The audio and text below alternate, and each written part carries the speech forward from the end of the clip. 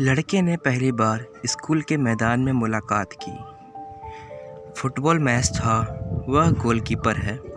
घुंघरेले बाल, लंबी नाक, गहरी आंखें, सफ़ेद टी शर्ट। उसके माथे में थोड़ा थोड़ा करके पसीना टपक रहा था। बॉल आकर सीधा मेरे साड़ी पर लगी। बॉल कीचड़ से भरा हुआ था। वह दौड़कर मेरे पास आया और सिर झुका लिया। उसने कहा, मैंने देखा नहीं। मैं इतना गुस्से में था कि कुछ बोल ही नहीं पा रही थी कि मेरे में माँ की साड़ी है। अब पता है मुझे कितनी डांट पड़ने वाली है। मैं बस उसे घूर रहा था। वह धीरे से मुस्कुराया। उस दोपहर तूफान भी था। आंगन में हवा बह रही थी। हवा के बाद बारिश भी हुई। हम दूसरी बार बस स्टैंड के सामने मिले। फिर शाम को मैं कॉलेज में वापस आ गया हूँ, आखिरी सिगरेट खींचते हुए। उसने बाकी सिगरेट कूड़ेदान में फेंक दी और दूर से कहा, साड़ी से मिट्टी के दाग निकले। मैंने अपना सिर हिलाया और मुस्कुराया। उसने चुपके से उसे कहा, उस दिन बालों में फूल लगाया था आप और अभी सुंदर लग रही थी। अचानक बिजली गिरी। वह चौंका, मैं चौंकी। उस शाम तूफान आया था। बारिश के कारण उस दिन बस रोक दी गई थी। बिजली ऐसी गिरी कि मैं डर गई। तीसरी बार हमारी मुलाकात हुई एक नदी के किनारे, सूखी नदी। मैंने नदी की ओर उंगली करके इशारा किया और कहा, उसे पानी चाहिए, बारिश चाहता है, एक भयानक लहर चाहता है। क्या आप समझे?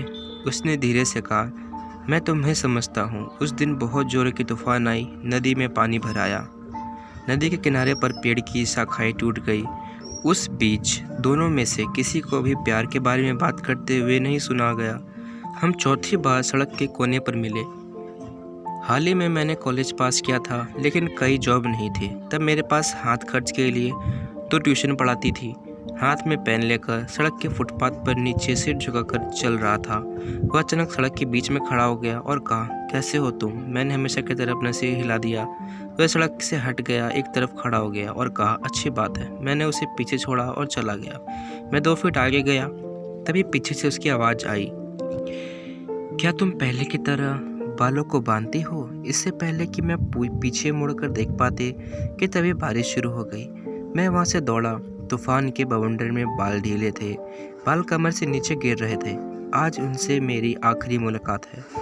स्टेशन परिसर पर मैं ट्रेन से बाहर निकली, तभी उसे देखा। वह बैग लेकर सीढ़ी के नीचे आ रहा था। उसने मुझे देखा, लेकिन इस बार मुझे कुछ कहा नहीं। मुझे भी उससे बहुत कुछ कहना था। सोचा था कि आज उससे मैं अपनी मन की बात बताऊंगी, लेकिन यह कह वह तो बैग लेकर कहीं जा रहा था। वह ट्रेन की ओर बढ़ा जा रहा था और मैं सिर्फ देखता ही जा रहा था। सोच रहा था, क्या मुझे उससे पुकारना चाहिए? बहुत सोचने के बाद मुझे आखिरी में पुकार ही डाला। उसने पीछे मेरी तरफ देखा और कहा, क्या कुछ कहना है? मैंने नीचे की तरफ फिर से अपना सिर झुकाया और कहने लगा, नहीं। वह अजीब सी शक्ल बनाकर मेरी तरफ देखने लगा और मुझसे कहा, आज तुम बहुत प्यारी लग रही हो। यह सुन मुझे बहुत शर्म आ गई। वह वहाँ से जाने लगा, लेकिन मैं कुछ बोल नहीं पाई उसे। वह ट्रेन में चढ़ गया। ट्रेन के हाथ हिलाकर उसने कहा, अपना ख्याल रखना। वह चला गया और मैं वहीं खड़ा उसे देखता रहा। न मैंने मन की अपनी बात उसे बताई और न ही उसने अब सामने कुछ बोल पाई, शर्म से।